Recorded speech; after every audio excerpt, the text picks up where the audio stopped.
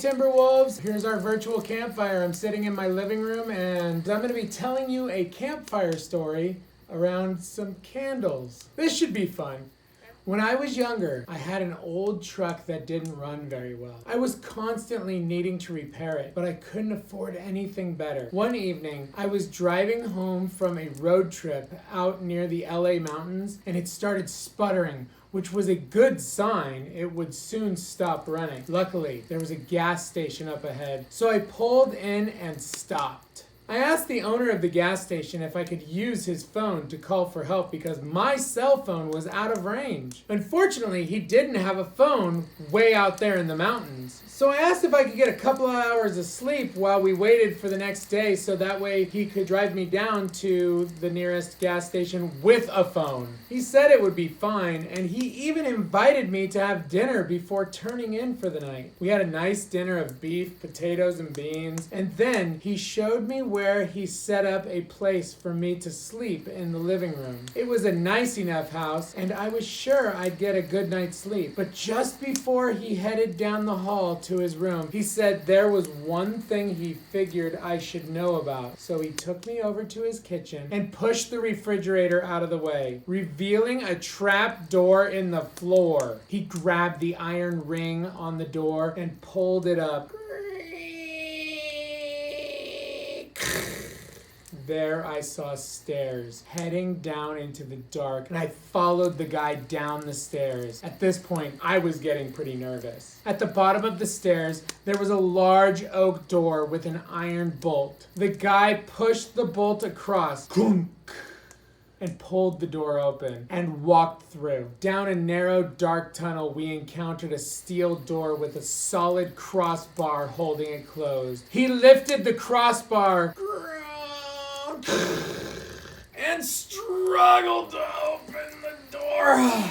And we walked on down the corridor. A few yards further on was a clear door made of bulletproof glass, 12 inches thick. It had a combination lock, and I watched as the farmer opened it. 12, 23, 7, the door swung open with a mighty swoosh.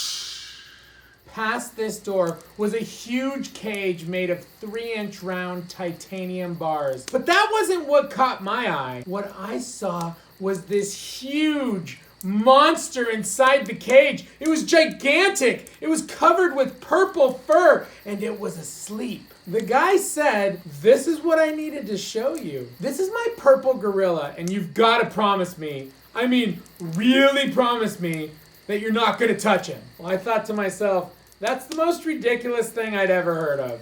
Of course I'm not going to touch your gigantic purple gorilla. And so I promised him. And I thanked him for showing me his secret. Then we made our way back to the surface. He closed the glass door, swoosh, and spun the lock, click, click, click. He closed the steel door and lowered the crossbar. He closed the oak door, and slid the bolt in place, clunk. We climbed the stairs and then dropped the trapdoor closed. Kerthump! Then he shoved the fridge back over the trapdoor to hide it. Well, I was tired, so I laid out my sleeping bag and the guy went back to his own room. But I just couldn't stop thinking about that purple gorilla. I lay there in my sleeping bag and I was like, why would you have a purple gorilla underneath your house? This is the weirdest thing ever. And why don't you want me to touch it? What's gonna happen? I couldn't sleep, and so finally I was like, oh, fine.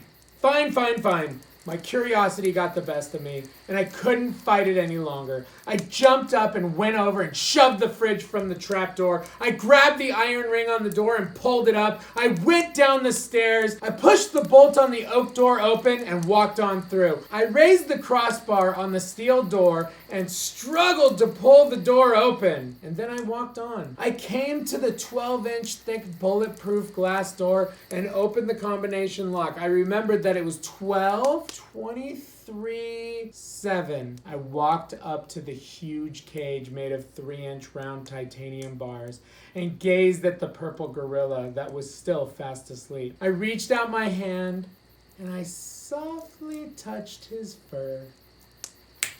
And he immediately jumped up and let out a blood-curdling roar. Roar! Turning and staring at me with huge blood-red eyes. Needless to say, I tore out of there as fast as I could. When I got to the glass door, I could hear the gorilla tearing at the bars of the cage. I turned around in time to see him ripping and bending the bars and forcing his way through. I closed the glass door, swoosh, and spun the lock, click, click, click, and ran on. Just as I was closing the steel door, I heard the gorilla hit the glass door. It shattered into a million shards of glass. I lowered the crossbar and ran on. I slammed the oak door closed. Just as the steel door exploded off its hinges, I slid the bolt back in place and scurried up the stairs. Just as I was dropping the trapdoor and moving the fridge back into place, I heard the gorilla. I ran to my truck, hoping to escape. As I opened my truck's door, broken pieces of wood were flying out the front door of the house as the trap door was destroyed and thrown clear across the yard by the gorilla, and it leapt out into the parking lot. He saw me as I jumped in the truck and tried to get it started. I turned the key and could see the gorilla running across the lot toward me. The truck didn't start. I tried again.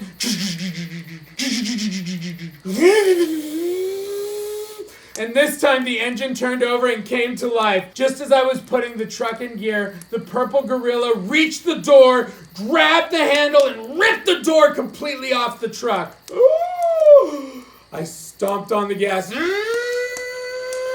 The engine raced, but nothing happened. The gorilla had lifted the truck off the ground and I was helpless. As I sat there hopeless, that enormous purple gorilla reached into the cab, stretched out his giant hairy hand toward me, grabbed my arm, and said, Tag, you're it. "This is Mr. Riggs. I hope that you're having a great week, and I hope you enjoyed the story." Bye.